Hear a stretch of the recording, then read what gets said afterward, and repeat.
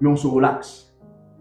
On ne veut pas être productif, on ne veut pas être fécond, on ne veut pas produire, on ne veut pas créer, on ne veut pas avoir d'activité alors que la justice vous rattrape encore. On vous dit que le précieux trésor d'un homme, c'est l'activité.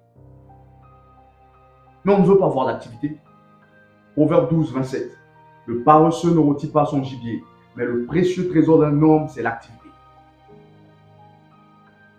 Nous sommes paresseux, nous ne voulons pas rôtir notre gibier, nous ne voulons pas créer ce qui est à nous, nous ne voulons pas consommer ce qui est à nous, nous ne voulons pas amener les autres à consommer ce qui est à nous, nous ne voulons pas être féconds, nous ne voulons pas produire, amener quelque chose de nouveau à l'existence, nous ne voulons pas se déployer, nous ne voulons pas avoir d'activité, nous ne voulons pas être créatifs, nous voulons être employés. Et l'Éternel dit, ça c'est la mentalité des paresseux. Il dit, le paresseux ne rôtit pas son gibier, alors que le précieux trésor d'un homme, c'est l'activité. Quelle est notre activité? Beaucoup d'entre nous sont encore sur des chevaux à bascule. Une histoire racontée par l'un de mes mentors qui, une fois, était sorti avec sa femme lors des fêtes, avec ses deux enfants, la fille et le garçon. Le garçon, à l'époque, avait l'âge de 5 ans. Ils sont allés visiter les magasins. Et là, dans l'un des magasins, le fiston trouve un cheval à bascule. Il décide de monter sur le cheval à bascule. Il commence à chevaucher. Et les parents devaient donc faire ce qu'ils avaient à faire, voir ce qu'il y avait de mieux pour les enfants. Et pendant qu'ils étaient là occupés, le petit était là en train de chevaucher, tout joyeux. 30 minutes plus tard, ils sont revenus, ils l'ont trouvé en train de chevaucher. Et il avait transpiré, je veux dire son habit était mouillé, en train de chevaucher. Et son papa lui dit, fiston, allons-y, il ne veut pas aller. On veut le descendre, il pleure, il s'énerve. Lorsqu'on le laisse, il est tout joyeux, en train de chevaucher. Son papa est un homme consacré. Il regarde l'enfant, une voix lui dit dans son cœur, c'est ainsi que beaucoup de gens sont dans la vie.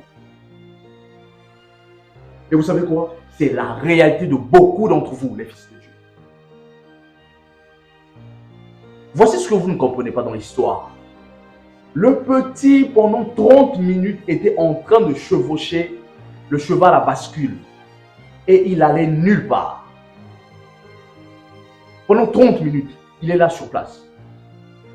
Il a transpiré.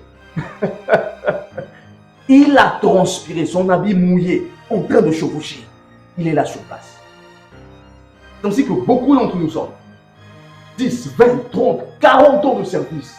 Se réveillant tous les matins, aller semer sa semence dans un champ d'autrui pendant 30, 40 ans de service. Et la retraite le frappe. Il est nulle part, il est juste là. Il a chevauché toute sa vie. 30, 40 ans. Nulle part proche de ce dont Dieu l'a appelé à faire sur la terre. Nulle part proche de la créativité. Nulle part proche du déploiement. Nulle part proche d'être fécond.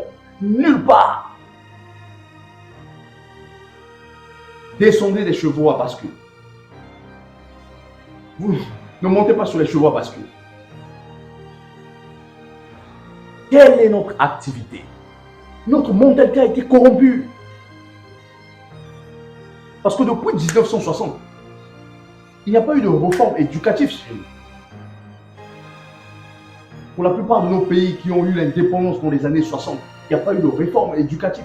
Donc ce que nous étudions aujourd'hui, ce que nos enfants étudient aujourd'hui, ce sont des choses que les colons avaient décidé qu'ils vont apprendre. Et vous espérez que de tels enfants, que les nouvelles générations puissent faire mieux. Alors que Dieu a créé l'homme à son image et lui a donné le royaume et la justice, la domination et les principes, les commandements. Quelle est votre activité?